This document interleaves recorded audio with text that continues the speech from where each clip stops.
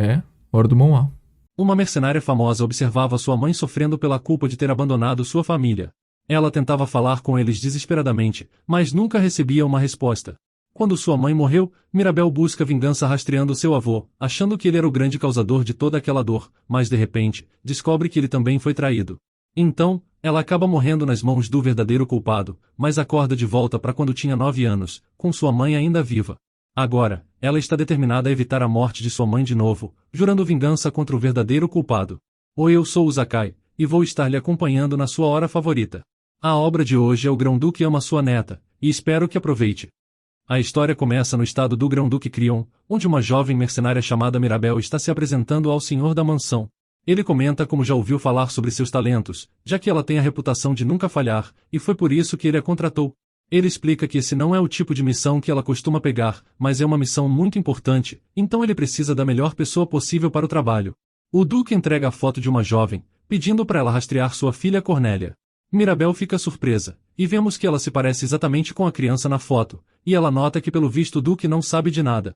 Ela não ouve o nome Cornélia há muitos anos, mas ele ainda é muito familiar para ela, já que é o nome de sua mãe. Isso explica a semelhança das duas, e Mirabel lembra de como sua mãe fugiu de casa em busca de amor ao invés de honrar a sua família.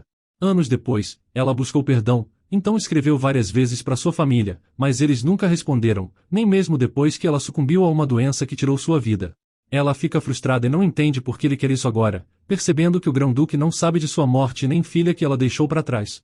Ela não consegue conter sua raiva, então pergunta por que ele não a procurou antes, e por que ele ignorou todas as cartas que ela enviou. Mas o Duque fica confuso, e fala que nunca recebeu uma única carta, o que ela acha difícil de acreditar. Ela revela que Cornélia está morta há anos, e que depois de várias cartas pedindo perdão, ela morreu odiando seu pai, que ignorou todas elas. O velho começa a tremer sem entender quem ela realmente era, quando de repente eles são interrompidos pelo irmão do Grão-Duque, Daniel, aparecendo do nada. Ele revela ao Grão-Duque que a garota é a neta dele, deixando ele chocado, enquanto Daniel explica que ele é o tio-avô dela. Então ele pergunta se a garota já mencionou as cartas que Cornélia mandou, e Mirabel se pergunta como ele sabe sobre elas.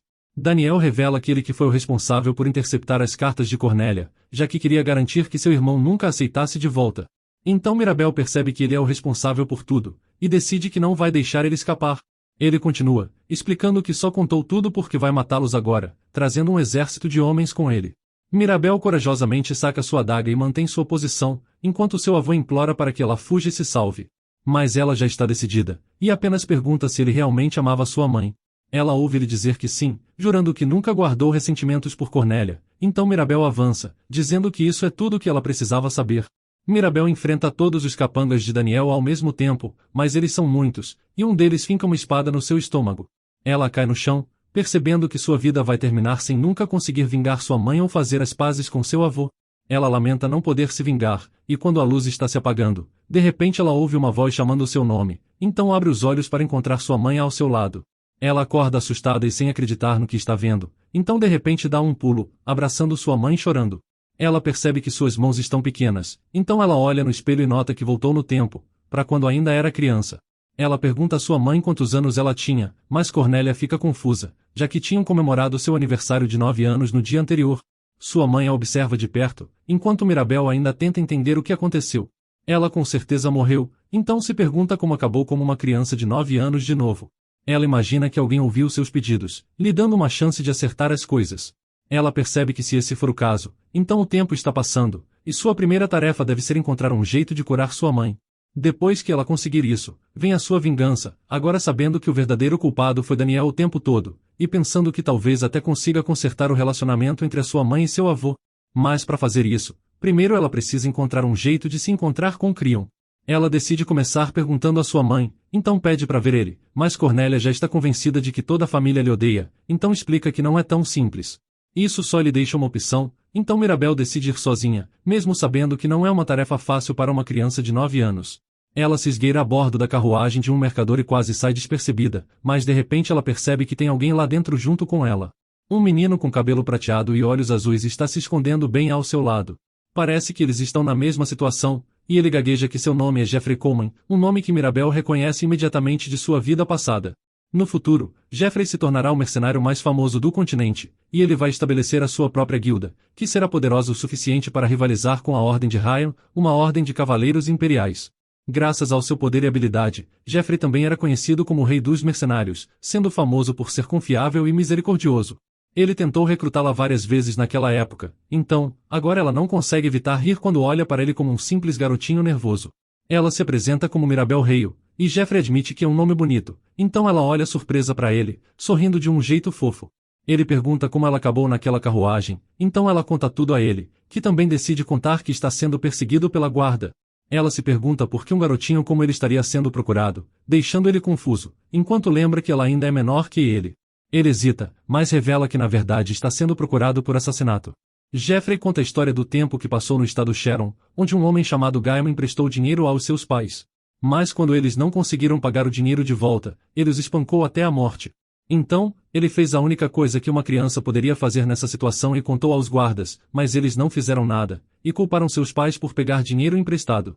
Pouco depois, Gaiman descobriu que Jeffrey tinha lhe denunciado, então ele decidiu repetir o que fez com sua mãe e seu pai. Então, o pobre garoto não teve escolha, e conta que de alguma forma ele conseguiu dominar um homem adulto e se vingou, mas agora ele está sob um grande perigo, sendo perseguido pela guarda. Mas o garotinho parece muito mais preocupado com Mirabel, exclamando como sua mãe ficará preocupada quando acordar de manhã e descobrir que sua filha desapareceu. Então Mirabel olha para trás, pensando feliz em como sua mãe está viva, e se preocupa com ele. Mas ela não tem intenção de voltar atrás, e acha engraçado que ele esteja preocupado. Ela dá um tapinha em sua cabeça, e Jeffrey fica completamente vermelho, exigindo que ela pare imediatamente. Seu rosto fica ainda mais vermelho quando seu estômago ronca, então ele se vira de vergonha. Felizmente Mirabel trouxe algumas coisas para a viagem, então ela lhe entrega uma batata e pede para ele comer, lembrando que é um longo caminho até a capital.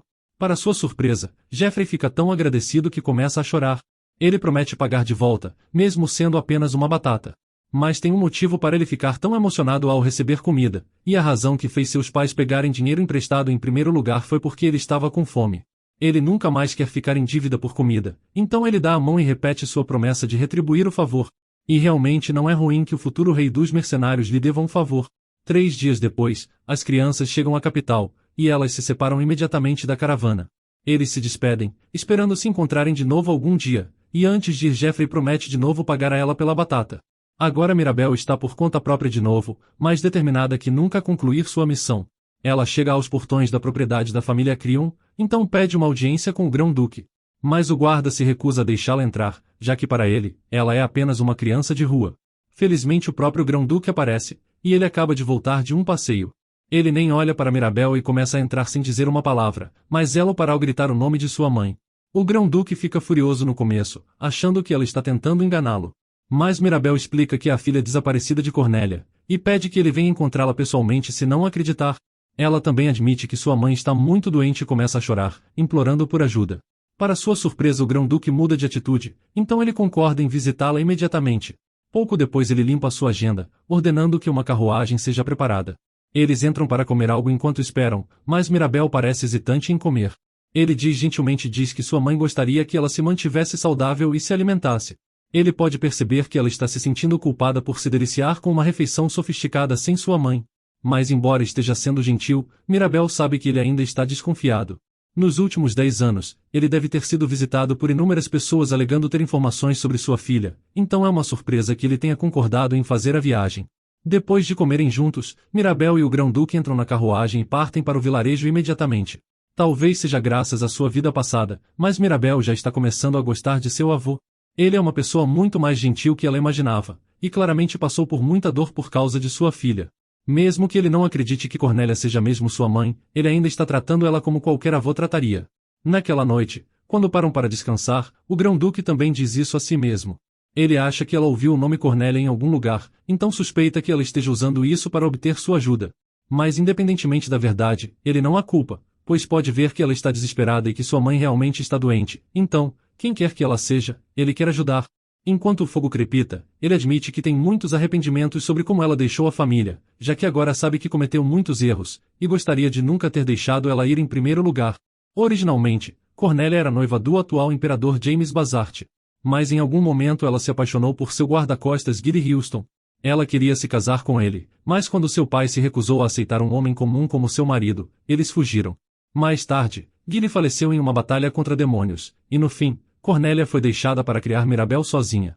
Quando finalmente chegam a casa, Mirabel descobre que a condição de sua mãe piorou. Ela está tão aliviada por ver sua filha de novo que chora, tremendo enquanto segura sua filha. Do outro lado da sala, o pai de Cornélia também começa a tremer, e ele não tem nenhuma dúvida, essa mulher é realmente sua filha perdida. O Duque também se ajoelha e a puxa para um abraço apertado, enquanto os dois começam a chorar.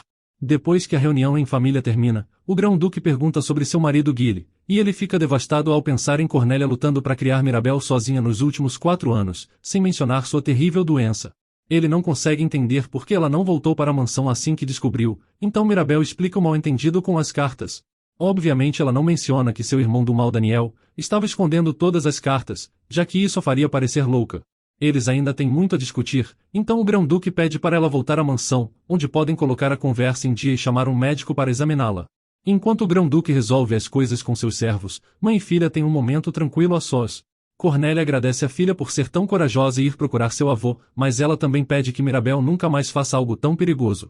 Depois de arrumarem tudo, eles se dirigem à carruagem, onde Cornélia encontra uma desculpa esperta para fazer seu pai e sua filha darem as mãos. Eles finalmente partem, e o Grão-Duque agradece a Mirabel por reunir a família. Ela também o agradece por ser tão confiante, pois poucas pessoas estariam dispostas a fazer uma jornada de 3 dias pela possibilidade remota de encontrar a filha. No caminho de volta para a capital, o Grão-Duque e Cornélia compartilham histórias, e os dois se atualizam sobre tudo o que aconteceu nos últimos anos. Quando chegam à propriedade, a primeira pessoa a recebê-los é o irmão de Cornélia Brian, e atual duque da casa Cryon. Ele trata Mirabel como uma verdadeira sobrinha, pedindo para ela chamá-lo de tio de agora em diante. Logo em seguida vem o filho de Brian, Elliot Cryon. Ele é tão amigável quanto o resto deles, apertando a mão dela como um pequeno cavalheiro. Depois das apresentações, eles entram para descansar um pouco, e Mirabel vai dividir um quarto com sua mãe enquanto a equipe da casa prepara um quarto separado para ela. Depois de ser examinada por um sumo sacerdote, Cornélia recebe a prescrição de tratamento contínuo uma vez por semana pelos próximos 3 meses. O sacerdote serve a deusa Danana, a mãe de todos os deuses. Aqueles que a servem são abençoados com habilidades de cura, o que significa que eles basicamente servem como médicos para aqueles que podem pagar. O sumo sacerdote está confiante de que Cornélia pode se recuperar completamente, mas ele também quer examinar Mirabel. Ele explica que a doença que Cornélia tem é genética, então tem uma chance de que ela possa ser transmitida. Um pouco nervosa, Mirabel oferece sua mão. Ela acaba não tendo a doença, mas o sumo sacerdote descobre algo completamente diferente, revelando que ela parece ter talento para manipular poder divino, algo que ela nunca descobriu em sua vida anterior. Ela se pergunta se ganhou isso ao voltar no tempo, e fica animada perguntando se pode curar sua mãe. O sumo sacerdote admite que a doença de Cornélia é difícil de tratar, mas ele convida ela para visitar o templo em algum momento, se oferecendo para ensinar como usar suas habilidades. A ideia anima Mirabel, que adora a ideia de poder curar pessoas como sua mãe. Ela imagina ter esse poder antes para poder se curar, e ela concorda em fazer uma visita. Na manhã seguinte, a família se senta para tomar café da manhã juntos, e tudo vai bem, a não ser pelo fato de Mirabel ter dificuldade em se concentrar, percebendo que todos na sua família são muito bonitos. Seu tio Brian está sendo especialmente atencioso, o que contrasta bastante com sua reputação em sua vida passada. Ele era conhecido por ser frio e cruel, o que Mirabel viu pessoalmente uma vez, durante uma expedição contra demônios. Naquela época ele era o Duque de Ferro, alguém que se movia de um massacre pro outro sem nem pestanejar. Mas agora ele é como uma vó tagarela, e não para de falar sobre como está orgulhoso dela. Então ele começa a falar sobre como gostaria que eles se tornassem mais próximos para que ela não ficasse tão desconfortável perto dele, e Mirabel quase não acredita que ele é o mesmo homem de sua vida passada. Então o Grão-Duque pergunta se tem algo que ela queira. Ele nunca teve a chance de mimar sua neta antes, e agora ele está ansioso para compensar isso. De repente Jeffrey vem à sua mente. Apesar dele estar no caminho certo para o sucesso como mercenário, seria bom se ela pudesse facilitar um pouco as coisas para ele até lá. Então, ela pede ao avô para tirar a recompensa por Jeffrey, com ele prometendo fazer o seu melhor, o que faz ela sorrir animada. O Duque não consegue aguentar a fofura de sua neta, e depois ele avisa que o imperador já soube da volta de Cornélia e pediu que ela o visitasse. Isso pode ser constrangedor já que ele era seu noivo, mas Cornélia é surpreendentemente corajosa, então decide visitá-lo no mesmo dia. Como ela causou muitos problemas ao abandonar o casamento, ela quer resolver as coisas o mais rápido possível. Depois que Mirabel comeu uma montanha de tortas de ovos, as empregadas da mansão começam a trabalhar para dar um guarda-roupa completamente novo para ela, e então Cornélia pede que sua filha lhe acompanhe até o palácio. Ela está um pouco assustada de enfrentar o imperador sozinha. Pouco depois elas chegam parecendo uma dupla de bonecas, sendo recebidas por Tenera, o grão-mestre da guarda real. Ele as escolta para dentro, onde o imperador está esperando, bastante impaciente. A primeira coisa que ele diz é que elas estão atrasadas, e ele comenta como também a esperou naquele dia, então não parece ter superado o que aconteceu. Eles se olham, e é óbvio que ele amava profundamente. Cornélia consegue manter a postura, pedindo desculpas pela dor que causou, mas admite que não se arrepende de sua decisão. Ele nota Mirabel, e Cornélia pede para ela deixá-los a sós por um tempo, para que possam falar sobre as coisas que apenas ex-namorados podem discutir. Enquanto ela sai, Mirabel esbarra no príncipe Adrien Castro, a imagem cuspida do imperador. Mas apesar de bonito, ele é bem arrogante, até mesmo para um príncipe. Ele fica surpreso ao descobrir que a casa Crillon tem uma criança, e imediatamente fica curioso para saber quem está falando com seu pai. Mirabel percebe que ele sabe mais que está revelando, já que Adrien correu até ali assim que viu sua mãe, a imperatriz, chorando. Mirabel percebe que o imperador está em uma sala com seu antigo amor, então entende o que a imperatriz está pensando. Adrien quer ensinar uma lição à pessoa que fez sua mãe chorar, mas parece muito surpreso quando Mirabel anuncia que sua mãe não tinha intenção de causar nenhum mal. E logo depois, a própria imperatriz aparece. Quando ela nota Mirabel, ele a convida para tomar lanches e chá enquanto os adultos terminam sua conversa, o que é surpreendentemente gentil da parte dela considerando a situação. Enquanto os três tomam chá no jardim, Cornélia aparece, e rapidamente as coisas ficam bastante estranhas. A imperatriz a culpa por causar 8 anos de dificuldades em seu casamento, enquanto o imperador esperava pelo retorno de seu verdadeiro amor. Ela sem querer admite tudo na frente de seu filho, e mais que qualquer outra coisa, a imperatriz está chateada porque Cornélia desapareceu sem uma palavra. Elas costumavam ser amigas, e por muito tempo ela não sabia se Cornélia estava viva ou morta. Adrien decide intervir, mas Mirabel impede ele, percebendo o que está acontecendo. A raiva é porque a imperatriz se importa muito com sua mãe, e logo as duas se abraçam, então elas realmente devem ter sido boas amigas para superar tudo isso. Logo depois, Cornélia se junta aos três para tomar chá e comer bolo, como se nada tivesse acontecido. As duas mulheres estão felizes pela chance de se atualizar, embora a imperatriz ainda tenha muitas perguntas, principalmente sobre por que Cornélia nunca entrou em contato. Enquanto isso, Mirabel ouve atentamente a conversa entre sua mãe e a imperatriz Marianne. A verdade é que Marianne amava o imperador há muitos anos.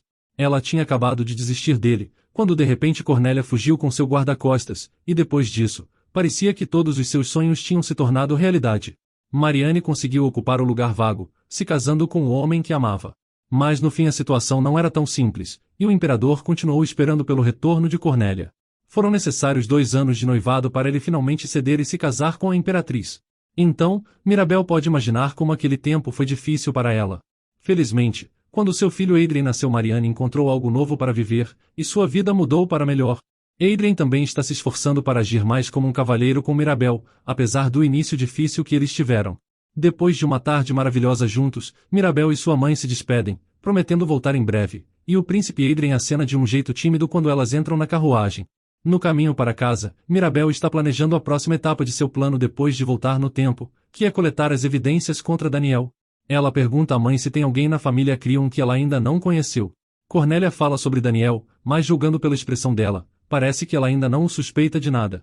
Cornélia então pede um favor, pedindo para que de agora em diante ela chame o grão-duque de vovô. Ele é o homem que Mirabel odiou durante toda a sua vida passada por causa de um mal-entendido, e que ela ainda acha estranho estar no mesmo quarto. Mas ela sabe que ele ainda é seu avô, então se isso significar muito para sua mãe, ela está disposta a tentar. O grão-duque aparece para receber as garotas quando elas voltam, fazendo muitas perguntas sobre o imperador e como tudo se passou no palácio. Cornélia o tranquiliza dizendo que o imperador não tem ressentimentos, o que é um alívio para ele. Mirabel pede à mãe para subir primeiro para que ela possa falar com seu avô por um momento, e parece que o grão-duque realmente aprecia isso. Depois que sua mãe vai embora, os dois se sentam para tomar chá na mesma sala de recepção onde ela morreu na última vez. Apesar da lembrança sinistra, Mirabel ainda está focada em sua missão. Ela não pode simplesmente dizer que suspeita que Daniel, alguém que ela nunca conheceu, esteja escondendo as cartas de sua mãe. Então, em vez disso, ela planta a semente da dúvida nele, perguntando como é possível que todas aquelas cartas tenham desaparecido. Ela explica que sua mãe enviou pelo menos 2 por semana, algumas via guilda de mercadores e até por mercenários. Então, ela admite que está preocupada, já que talvez alguém tenha mais intenções contra Cornélia e ela, interceptando as cartas de propósito. Ela está atuando como uma garotinha inocente, mas por dentro, Mirabel está furiosa. Daniel é a verdadeira razão pela qual sua mãe faleceu, a razão pela qual ela teve que enterrá-la com suas próprias mãos e se defender sozinha enquanto crescia. O grão-duque também está desconfiado sobre as cartas desaparecidas, mas a tranquiliza dizendo que ninguém na mansão faria uma coisa dessas. Mirabel não insiste, mas pede que ele investigue isso como um favor. Em seguida ela volta para o quarto, imaginando se tem uma chance de seu tio Brian também estar envolvido nos esquemas de Daniel, mas percebe que ele não tem nada a ganhar se aliando a ele, então não parece provável. Mirabel está passando pela varanda do salão principal, quando de repente o vilão que ela estava esperando finalmente chega. Daniel Crion aparece com o mesmo ar arrogante de sempre. Ele anota imediatamente e pergunta ao mordomo quem é ela, mostrando que aparentemente ele não sabia que Cornélia tinha uma filha. Mas Mirabel sabe que isso é uma mentira, já que ele interceptou todas as cartas de sua mãe. Hesitante, Mirabel desce as escadas para cumprimentá-lo. O Duque Daniel se enche de sorrisos e banca o caloroso, enquanto Mirabel apenas o encara com desgosto, sem se incomodar em esconder sua antipatia. Ela fica surpresa com o quão bem ele consegue mentir, e se não tivesse sido literalmente assassinada por ele na sua vida passada, provavelmente ela teria caído na atuação de tio velho bondoso. Deve ser por isso que ninguém mais na família suspeita dele. Mas ela nota que dois podem jogar esse jogo, então atua como uma criança nervosa e se apresenta. Mas quando Daniel estende a mão para ela, ela instintivamente se afasta. Mas Daniel apenas ignora e pede para ela guiá-lo até o grão-duque. O mordomo a encoraja a conhecê-lo melhor, então mesmo que Mirabel não queira, ela concorda e rapidamente o leva escada acima. Enquanto ela o conduz pelos corredores, Daniel comenta sobre o quão desconfortável ela parece. Ele presume que como ela viveu toda a sua vida como camponesa, a adaptação à vida nobre deve ser difícil, e até diz que ela age como uma. Ele está sendo bastante sutil nas insinuações, mas pelo menos ele a chama de bonita, e acha que se for bem cuidada ela pode ter bons pretendentes. Mirabel tem dificuldade em ficar quieta, mas está determinada a executar cada passo de sua vingança cuidadosamente, e tem muito tempo para derrubá-lo. Então, se ela tiver que aguentar esse homem um pouco mais, ela imagina que pode fazer exatamente isso. Mas ele não está facilitando, e começa a dar sugestões detalhadas sobre com qual família nobre ela deveria se casar para o bem da reputação deles.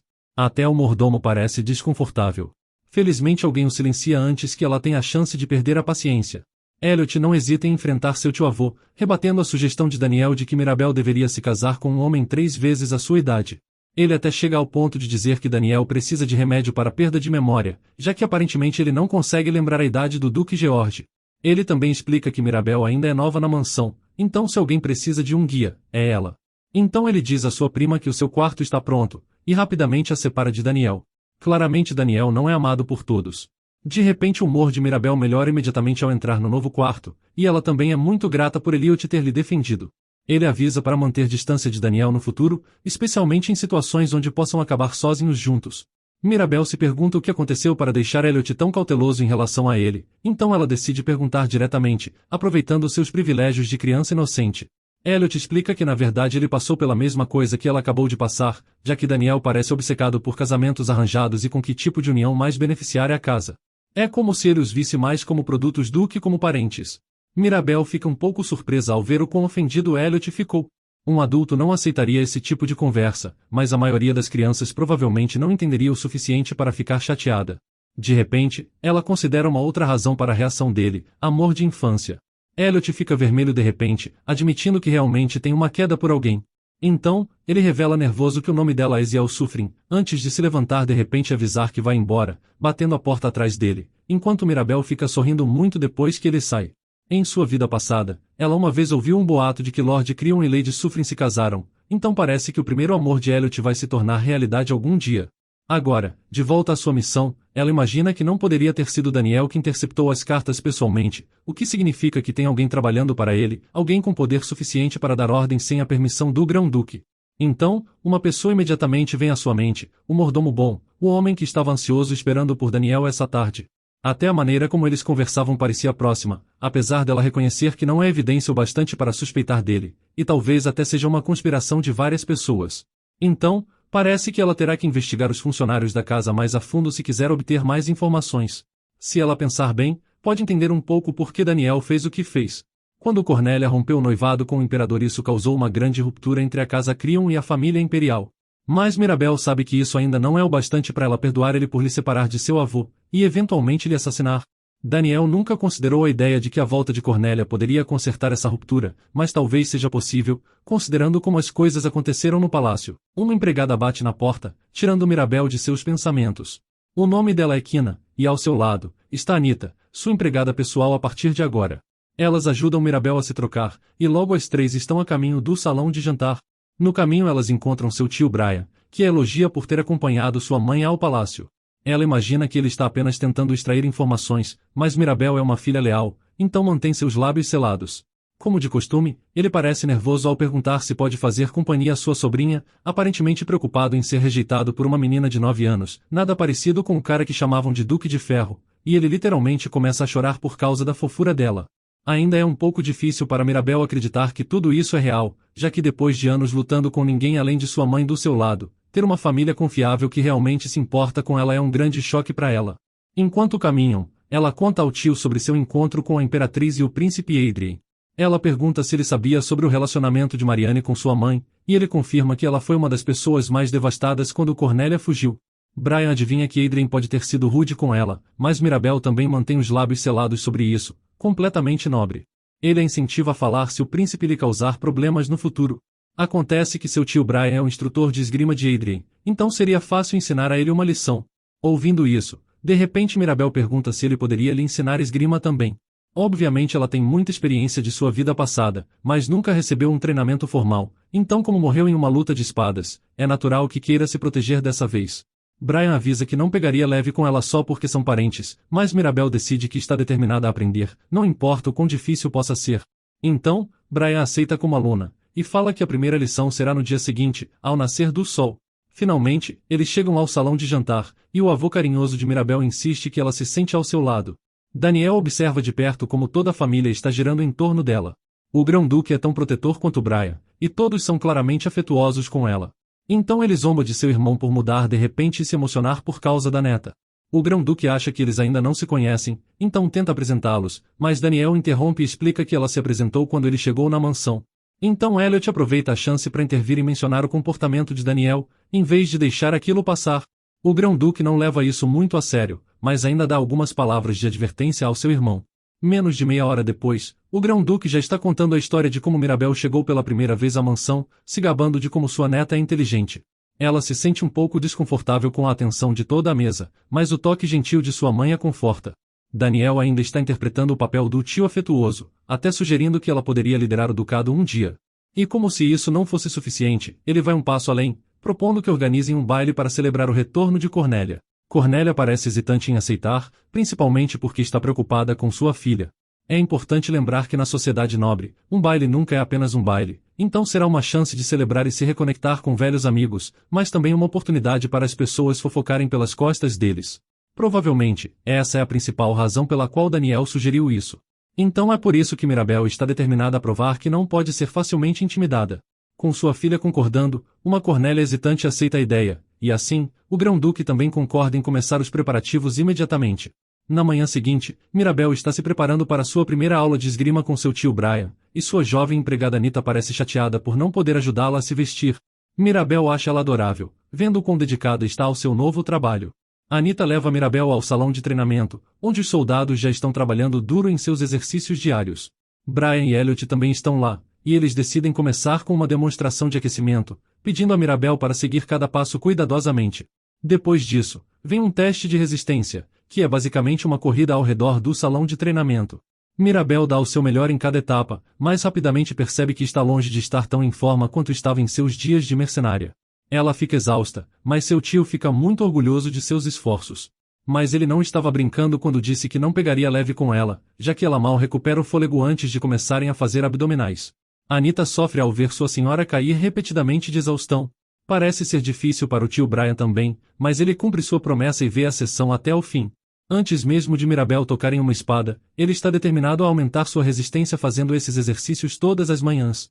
Embora seja cansativo, Mirabel está determinada a provar seu valor, então ela garante a ele que está à altura da tarefa, e agradece por ele dedicar tempo para treiná-la. No almoço, o grão-duque fica encantado ao ouvir o quanto sua neta trabalhou duro, ansioso para ver seu progresso no futuro. Mas Daniel não pode deixar de se intrometer, perguntando se há realmente necessidade de uma filha da casa criam aprender a lutar. Dessa vez Mirabel não espera que ninguém intervenha para defendê-la, e ela responde sozinha que realmente tem muitas cavaleiras de sucesso no Império, e sabe que elas começaram bem cedo. Mas então ela não pode se conter, e sugere que ele só está menosprezando seus esforços porque nunca alcançou nada em sua própria vida, mas só avisa dizendo que talvez também seja por preocupação. Daniel também contra-ataca de uma maneira sutil, alegando que Mirabel precisa de algumas aulas de etiqueta antes de ser exposta à sociedade nobre. Infelizmente esse realmente é um aspecto inevitável da vida nobre, então eles concordam em deixar Cornélia começar a procurar tutores adequados. Ela mesma quer revisar o básico, então também participará de algumas aulas para se reacostumar. Depois do almoço, Mirabel finalmente faz a viagem ao templo, assim como prometeu ao sumo sacerdote. No caminho, ela pensa sobre sua conversa com a mãe, e como ela confessou que está preocupada com a filha aprendendo a mesma arte que seu pai. Faz sentido que ela estivesse preocupada, especialmente porque ele foi morto em batalha. Mas Mirabel a tranquiliza, dizendo que nada parecido acontecerá novamente, pensando que seus dias de luta acabaram. Na carruagem, ela avista um tufo de cabelo prateado, e tem certeza de que é Jeffrey. O cocheiro para de repente, mas ele já desapareceu. Então Mirabel decide pedir a alguém na mansão para descobrir o que ele está fazendo agora. Curiosa, Anita pergunta sobre ele, querendo saber se havia algo entre as duas crianças. Mirabel diz que não é nada dramático, já que o vínculo deles vale apenas algumas batatas. Finalmente, ela chega ao templo, ansiosa para descobrir a extensão de suas habilidades divinas. O mesmo sumo sacerdote recebe Mirabel e a empregada, agradecido por ela ter feito o esforço de visitar. Ele os guia para dentro do templo, até um grande conjunto de portas, onde avisa que só ela pode entrar. Ele não explica o que vai acontecer, apenas que todos os outros sacerdotes passaram por essa experiência, então é meio que um rito de passagem. Mirabel está nervosa, mas ela não questiona o sacerdote e empurra as portas, encontrando um longo corredor com uma grande gema azul no centro. Seus instintos entram em alerta, e Mirabel começa a se perguntar se isso é uma armadilha. Ela está prestes a se virar quando um homem idoso a chama de volta. Ele se apresenta como Pleon, um nome que ela reconhece como santo do templo de Danana. Infelizmente, ela também se revela ao falar isso. Pleon não apareceu até ela ter 20 anos em sua vida passada, então ninguém nessa linha do tempo deveria conhecê-lo ainda. Mas Pleon não parece surpreso, e na verdade, ele parece saber exatamente quem ela é. Aparentemente eles a procuravam há algum tempo, e sabem que ela veio do futuro. Mas Mirabel admite que não tem informações muito úteis, já que ela viveu uma vida bastante comum da última vez, então, a menos que ele queira dicas sobre como acampar na floresta ou cair na armadilha de um tio-avô maligno, ela não tem muito a oferecer, mas Pleon diz que ela é mais especial que isso. Ela foi escolhida por uma entidade, e é por isso que foi enviada de volta. Ele puxa uma corrente com um pingente mostrando uma pequena serpente, alegando que aquilo de alguma forma enviou para o passado. Ela fica confusa e não consegue entender, mas antes que ela possa perguntar mais alguma coisa, Pleon desaparece em uma pilha de cinzas. E nos dias seguintes ela não tem muito tempo para pensar sobre o que aconteceu. Sua nova agenda está cheia de aulas de resistência, etiqueta e treinamento. Sua tutora é a Viscondessa Maiar, que também ensinou Cornélia quando ela era mais jovem. Ela é bastante intensa, mas precisam acelerar as coisas um pouco, já que o baile está a apenas um dia de distância. Quando ela finalmente tem um momento para si, Mirabel puxa o pingente de serpente, ficando surpresa ao ver que os olhos da serpente estão fechados agora. Mas diante de seus olhos, eles se abrem de novo, olhando diretamente para ela. No começo, Mirabel mal consegue acreditar no que está vendo, mas as coisas ficam ainda mais estranhas, e de repente ouve uma voz em sua cabeça. Parece a voz de uma menina, mas ela não tem dúvida de que veio do pingente. Ela se pergunta o que diabos uma cobra falante está fazendo presa em um colar, enquanto a cobra se apresenta como o próprio dragão guardião da deusa Danana, que a atende pelo nome de Vivre. E ela pode até sair do pingente para falar com ela. O nome soa familiar, e descobrimos que Vivre é conhecida pelo povo comum como a serva serpente da deusa. Mas essa criatura deveria ser branca com um corpo escamoso longo, além de asas translúcidas e olhos rubi, então esse amiguinho simpático não se parece em nada com a criatura da lenda. Mirabel se encanta com ela de imediato, incapaz de levar a fofa serpente a sério. Vivre lhe garante que tem uma razão muito boa para aparecer nessa forma. Acontece que ela está presa dentro desse pingente desde sua batalha contra o famoso dragão negro. Ela perdeu muita força, então agora ela só pode aparecer nessa forma. Agora faz sentido porque São Pleon se referia ao pingente como um ser vivo. Ela admite que tudo parece meio maluco, mas depois de morrer e acabar renascendo como sua versão de 9 anos, ela acha que praticamente qualquer coisa é possível agora. Ela garante a Vivre que não suspeita sobre quem ela é, mas pergunta por que Pleon confiou a ela, entre todas as pessoas, com uma criatura tão importante quanto a serpente. Vivre afirma que pode responder a todas as suas perguntas desesperadas, incluindo a mais importante de todas, por que ela foi trazida de volta à vida. Vivre explica que a única razão pela qual isso foi fisicamente possível, é porque ela reteve um traço do dragão negro Calipso. Acontece que no futuro, algum tempo depois da morte de Mirabel, Calipso foi revivido. Mesmo antes de seu retorno, ele foi capaz de influenciar os humanos, incluindo Daniel. Mas como Mirabel nota, a história ainda não faz sentido. Só porque ela foi morta por alguém sob a influência do dragão negro, isso não explica automaticamente como ela voltou no tempo, já que nesse caso todos que Daniel matou naquele dia teriam renascido, incluindo o Grão-Duque. Mas Vivre explica que quem a trouxe de volta não foi Calipso, foi ela mesma, com a ajuda de Pleon, é claro. Ela escolheu Pleon para prevenir a ressurreição do dragão negro no futuro, lhe dando alguns de seus poderes para eliminar aqueles sob sua influência, mas os dois nunca conseguiram derrotar Daniel, e no fim, falharam em prevenir o retorno de Calypso. Mas Pleon achava que alguém ainda poderia fazer isso, então foi ele quem encontrou Mirabel, selando Vivre no pingente enquanto voltava no tempo para procurá-la. Ele esperou anos e anos no templo de Danana, e quando ela finalmente chegou, seu trabalho estava completo. É por isso que ele se transformou em cinzas na frente dela, pois ele literalmente morreu na hora. Mirabel não entende tudo completamente, mas fica claro que na verdade ela não foi trazida de volta à vida para ter sua vingança, mas para impedir a volta do dragão negro. Vivre parece ter muita fé nela, mas Mirabel, com 9 anos de idade, ainda está um pouco cética. Afinal, mesmo em sua vida passada, ela só viveu até os 26 anos, então acha que poderiam ter escolhido alguém com um pouco mais de experiência. Felizmente, Vivre explica que não quer que ela derrote Calypso em batalha, já que dragões não podem ser mortos, então quer apenas que o prenda, selando ele em um sono eterno. Mas Mirabel não acha que isso parece mais fácil. Atualmente o dragão negro está preso por restrições mágicas poderosas, então ela só precisa garantir que essas restrições nunca sejam rompidas, ou seja, impedir a ressurreição de acontecer. Mesmo assim é uma tarefa difícil, e se tem uma coisa que Mirabel aprendeu em seus dias como mercenária, é nunca trabalhar de graça. Então, em troca de assumir essa missão insana, ela quer ser compensada. Vivre garante que se ela for bem-sucedida, o templo de Danana a tratará como uma santa, lhe dando tudo o que pedir. Mas Mirabel não está interessada em uma recompensa física. Com base no que Vivre disse até agora, parece que é Daniel quem está tentando libertar Calypso de suas restrições. Então, tudo o que ela quer é provas, evidências de suas ações para que ela possa usá-las, banindo Daniel de sua família antes que ele tente assumir o controle. Ela imagina que se puder provar seus laços com o dragão negro, então convencer seus parentes de que ele está tramando algo maligno será muito mais fácil. Mas infelizmente, Vivre não tem nenhuma informação adicional. Na verdade, tudo o que ela sabe é que tem um grupo de vilões que apoia o dragão negro, e Daniel é seu líder, mas não tem mais informações sobre como detê-lo. Ela explica que o que pode fazer é dar a Mirabel algum poder divino, o que ajudará a ter uma chance contra os seguidores do dragão negro. Poderes divinos certamente ajudariam em sua missão de vingança, além dela não poder ignorar o fato de que Vivre e Pleon literalmente salvaram sua vida. Então, ela meio que deve isso a eles. Para garantir que entenda, Mirabel pergunta se eles querem que ela elimine Daniel antes que ele possa ressuscitar o dragão negro, pois nesse caso, seus objetivos se alinham. É como matar 2 coelhos com uma cajadada só. Mirabel aceita, então Vivre fica tão grata que começa a chorar. Depois que as grandes questões são resolvidas, elas podem se concentrar nos detalhes. Vivre promete dar a ela 2 tipos diferentes de poder divino. Um ela já conhece, o poder de cura disponível apenas para sacerdotes abençoados pela deusa Danana. Mas o outro é um pouco mais empolgante. Vivre invoca uma bola de luz dourada acima delas, e ela lentamente flutua até Mirabel, se transformando na forma de uma espada elegante. E essa não é uma espada comum, pois foi forjada a partir de um dos ossos de Vivi. Essa espada é conhecida como Lepid, e tem sido passada de geração em geração para aqueles que se juntaram à batalha contra Calypso. Ela é especialmente poderosa contra os poderes sombrios que o dragão usa para controlar seus servos, e só aparece quando ela quer. Para testar essa teoria, Mirabel fecha os olhos com força e pensa em não querer mais a espada. E assim, ela desaparece, o que é bom, já que qualquer pessoa sob a influência do dragão negro a reconhecerá imediatamente.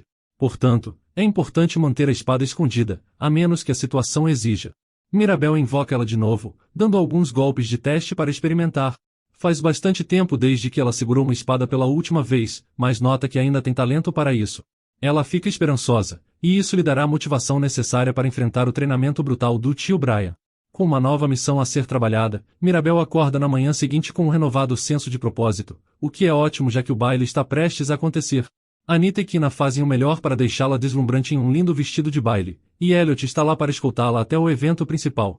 Esse é um grande palco para sua estreia na sociedade, demonstrando o poder e a influência da Casa Crion.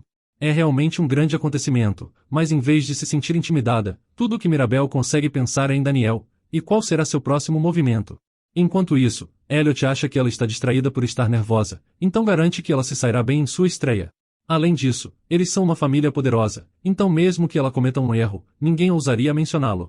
Então ele pega sua mão como um jovem cavalheiro e entram juntos. Eles são anunciados na frente de praticamente todos os membros da sociedade nobre, e então, o Grão-Duque leva Mirabel e Cornélia para dar seu discurso. Todos já conhecem Cornélia, ficando especialmente interessados na menina ao seu lado. O Duque é muito afeiçoado a ela, então a reação da multidão é bastante positiva. Ele dá permissão aos convidados para aproveitarem a festa livremente, permitindo que Mirabel relaxe. Logo depois, ela avista o príncipe e a imperatriz entrando por cima. Ela não esperava que os dois aparecessem, mas certamente esse é um impulso para a reputação da família Crion. O príncipe Adrien parece estar procurando por ela, e a aponta para sua mãe. Eles caminham até os Crions para cumprimentá-los, e a imperatriz é particularmente doce com Mirabel. Enquanto as senhoras conversam como velhas amigas, Adrien fica apenas olhando para ela, até criar coragem para dizer que ela está bonita. Mas ele não pretendia dizer isso em voz alta, já que fica vermelho como um tomate.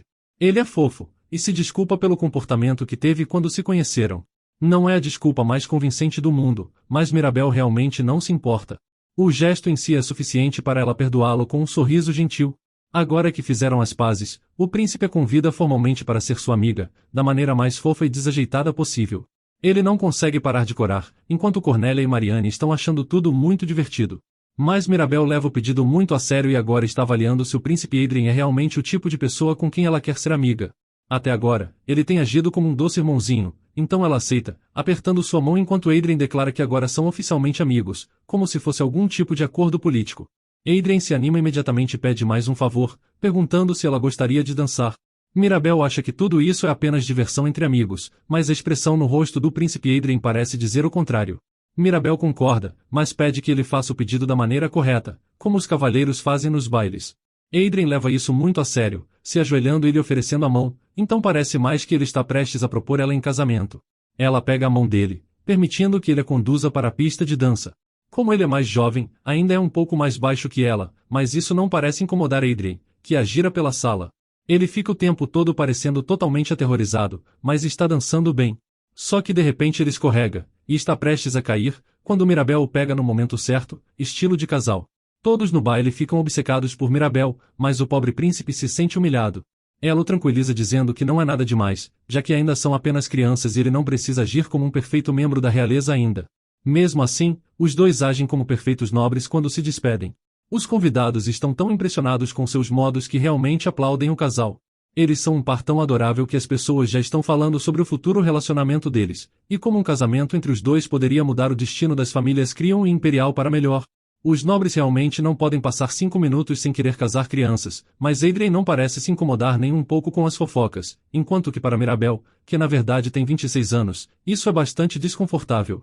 Felizmente Elliot chega e quebra o clima de desconforto, oferecendo uma saudação formal a Adrien e elogiando a dança deles. Em seguida, ele apresenta a garota ao seu lado, que não é outra senão Ziel Sufrin, seu amor secreto, que é realmente linda. Ela se apresenta ao príncipe, enquanto Mirabel observa sua prima de perto. Ziel já está encantada por conhecê-la, já que Elliot vem elogiando Mirabel há bastante tempo. Mirabel também está encantada, sabendo que eles acabarão casados no futuro. Isso faz ela querer provocá-los, então ela pergunta se eles vão seguir o exemplo do príncipe e dançar juntos. Obviamente, quando ela coloca dessa forma, eles não podem recusar, mas os dois ficam vermelhos de vergonha. Mas Mirabel não fica satisfeita e sugere que talvez Elliot não saiba dançar, o que o deixa sem escolha. Sentindo a necessidade de se provar, ele pede a Ziel que o acompanhe à pista de dança, com a mesma timidez desajeitada que Adrien teve. O casal se afasta, deixando o príncipe com outra chance de fazer sua jogada. Como é seu primeiro grande baile, ele se oferece para acompanhar Mirabel pelo resto da noite, para mostrar a ela como tudo funciona. E ele faz seu trabalho muito bem, ensinando ela de que o vinho está fora dos limites, e como as crianças geralmente debutam na alta sociedade. Embora já saiba de tudo isso, Mirabel escuta educadamente. Eventualmente, o príncipe adormece e é levado para a cama, dando a ela a chance de sair discretamente. O baile durou muito mais do que ela esperava, e francamente, Mirabel está um pouco exausta. Ela decide dar uma breve caminhada ao redor, e de repente vê algo se mexendo nos arbustos. Em vez de voltar correndo em segurança, Mirabel pega um galho e salta para a mata, pronta para atacar o que quer que saia dali. A última coisa que ela espera é que Jeffrey saia rastejando do mato com um pequeno buquê na mão.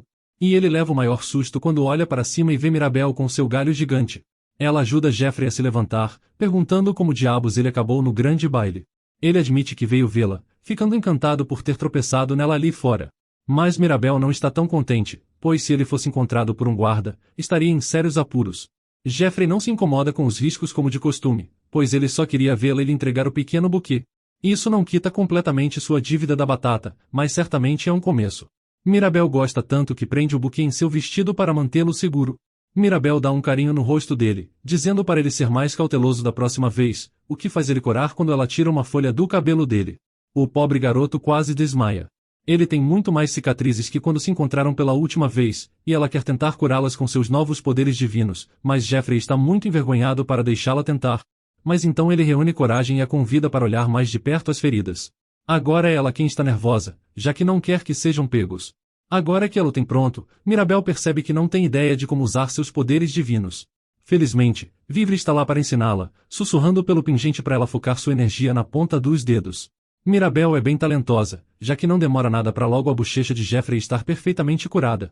Ele fica bastante impressionado, mas ela pede que ele mantenha isso em segredo por enquanto, já que as coisas podem ficar complicadas se os adultos descobrirem sobre seus poderes agora.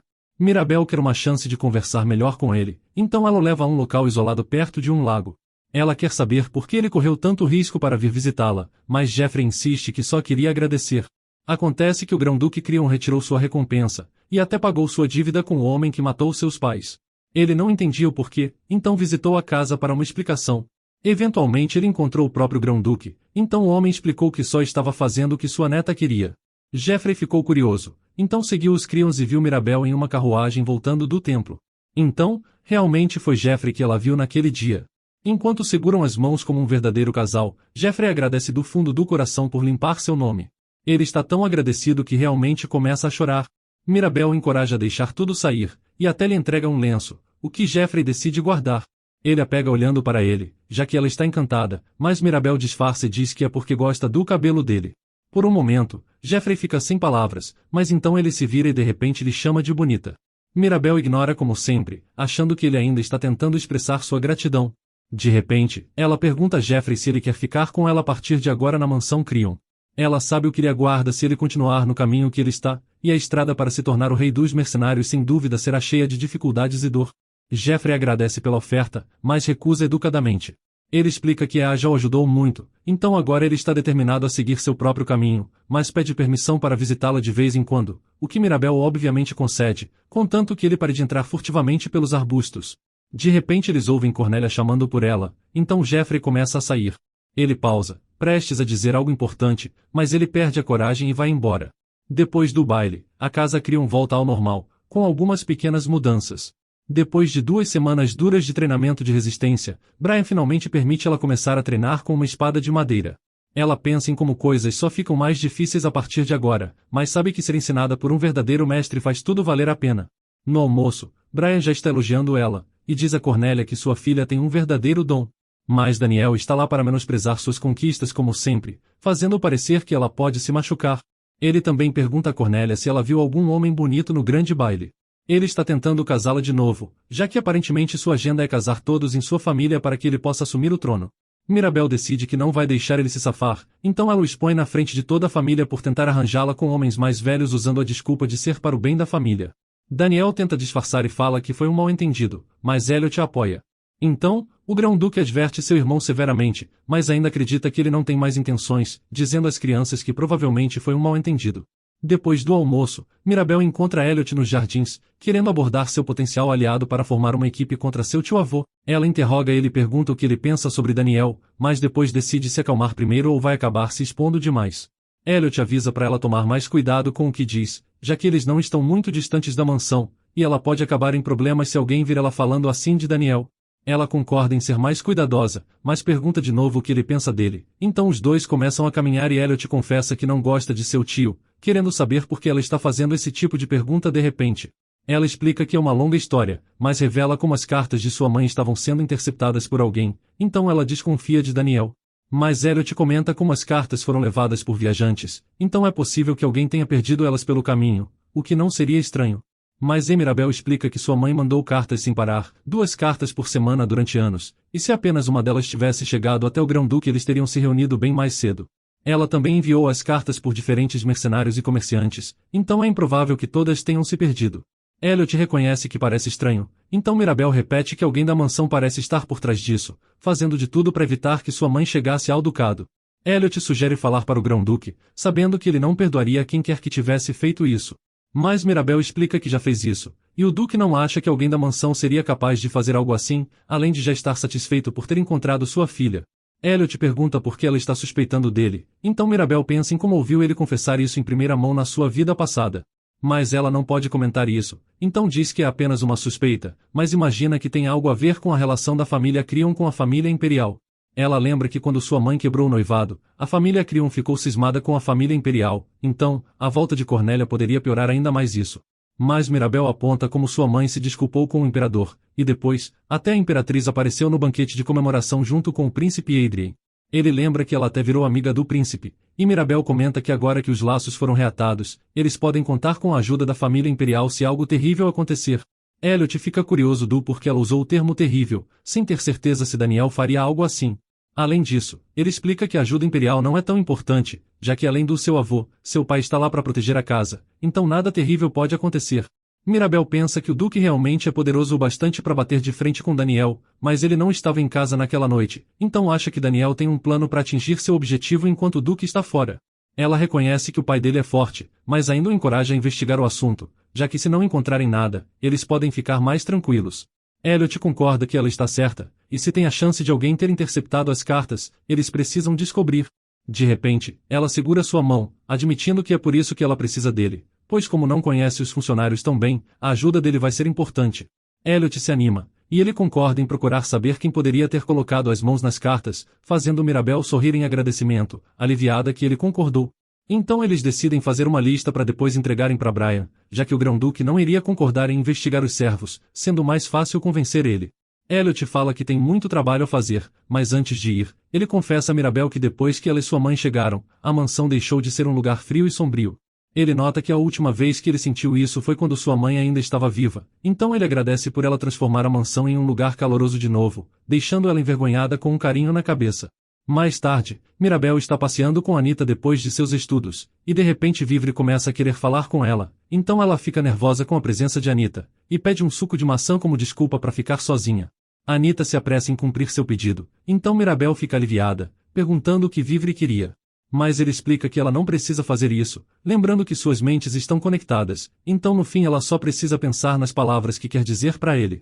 Ela fica encantada em como consegue ter uma conversa usando a mente, enquanto Vivre acha óbvio, já que ela é uma sacerdote agora.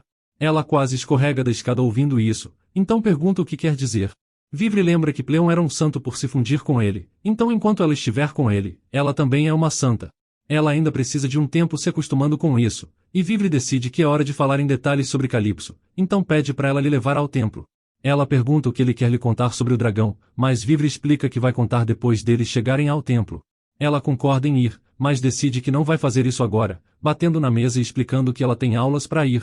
Ela olha para as suas lições preocupada, e reconhece que é um bom momento para isso, já que tem muitas perguntas a fazer. No dia seguinte, ela está na carruagem em direção ao templo, então pergunta a Vivre sobre Santo Pleon, lembrando como ele virou cinzas assim que lhe deu o pingente. Ela explica que no futuro Pleon era o santo, mas agora o tempo voltou e ele lhe deu o pingente, enquanto o próprio Pleon morreu. Então, já que ela é a santa agora, ela quer saber o que vai acontecer com o Pleon do presente. Mas Vivre explica que ela não precisa se preocupar, já que ele sempre foi um servo fiel da deusa, então considera uma grande honra ter sido apontado como santo, mesmo que em uma diferente linha do templo. Ele explica que normalmente ele deveria ter esquecido tudo o que aconteceu no futuro, mas a deusa permitiu que ele ficasse com as memórias do dia que lutaram contra Calypso. Mirabel se distrai pensando na situação, mas de repente suas empregadas chamam sua atenção e perguntam se aconteceu alguma coisa, então ela explica que não é nada. Ela olha para a janela e volta a se distrair, percebendo que ainda vai poder tirar muitas dúvidas com ele, então é bem melhor que começar sem saber de nada. Elas logo chegam ao templo, sendo recebidos pelo padre Lionel. Ele explica que o arcebispo e os outros estão esperando por ela no salão, se oferecendo para guiá-las. Elas seguem em direção ao salão, e Mirabel percebe como nunca recebeu uma recepção tão formal quanto aquela, se perguntando se todos sabem que ela já aceitou a oferta de Vivre. Lionel explica que só ela vai poder entrar na sala de novo, deixando as criadas preocupadas, mas Mirabel garante a elas que vai ficar bem.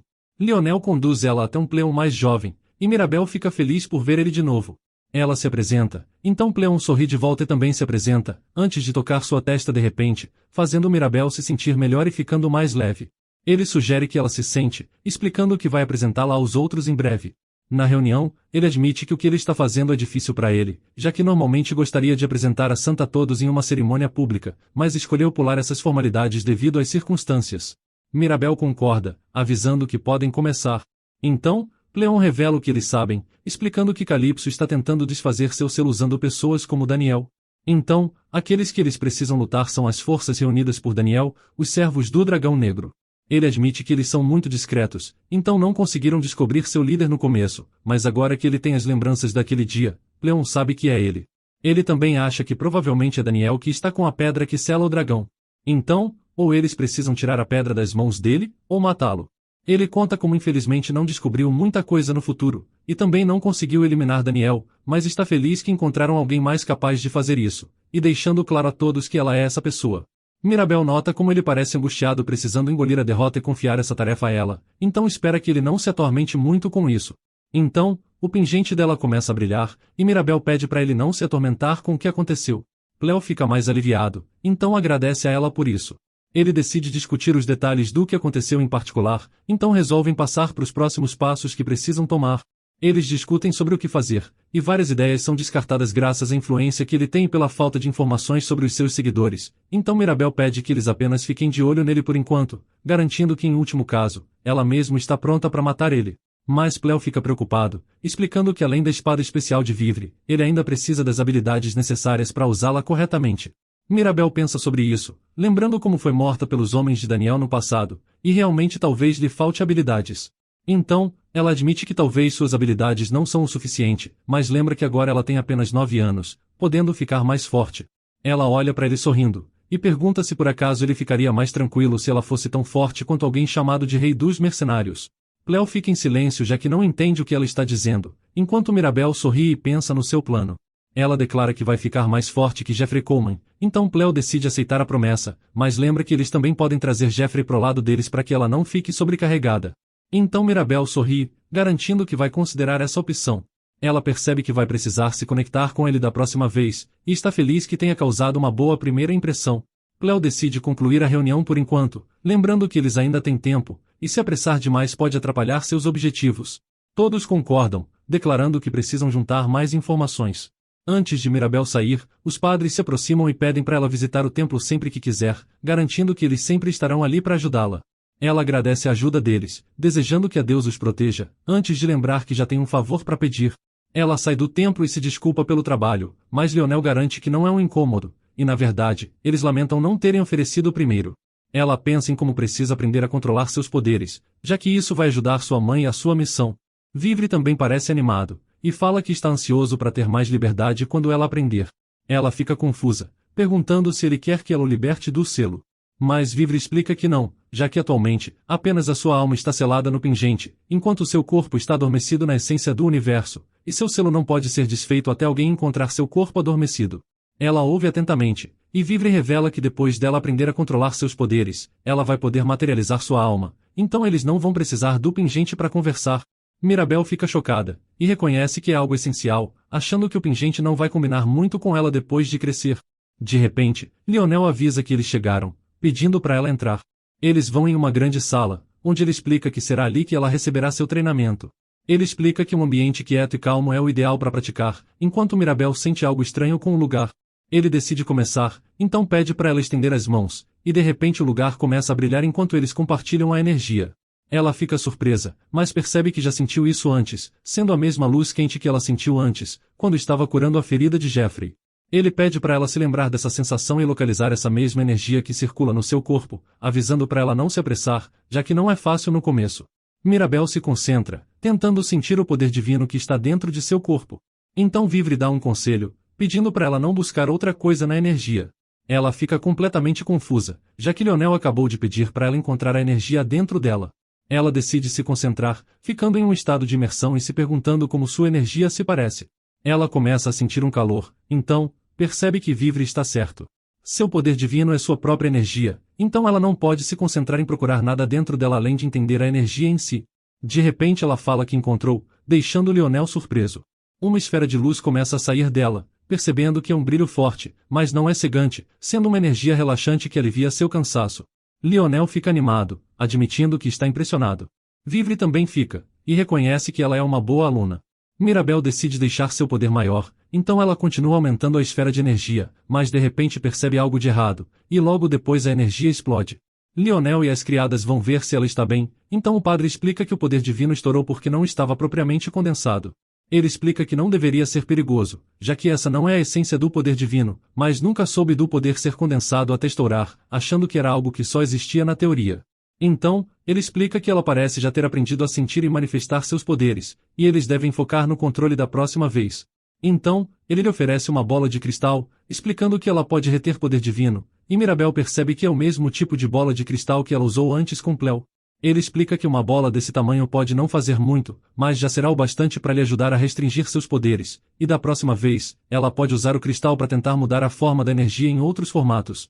Depois da aula, ela volta a falar com Cleo, e Lionel observa que eles têm muito o que conversar, então decide deixar eles sozinhos, enquanto as criadas vão esperar na carruagem. Cleo admite que estava preocupado que a morte do seu eu do futuro, logo depois de passar o pingente, tivesse sido chocante para ela. Mirabel admite que foi, mas entende que teve um bom motivo.